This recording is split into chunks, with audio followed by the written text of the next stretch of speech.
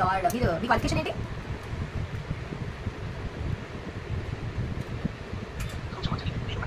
మీ qualification ఏంటి? మీరు ఏం చదువుకున్నారు? అంటే ఏం చదువుకోలేక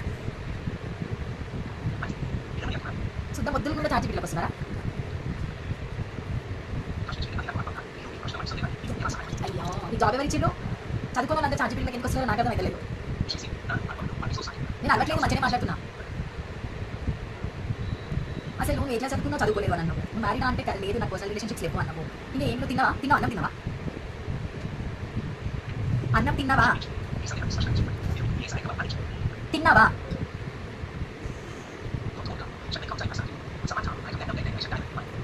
నీకు లాంగ్వేజెస్ అయితే అనొచ్చు బానే, తెలుగుతో ఉద్యోగ సమాధానం చెప్తున్నావు.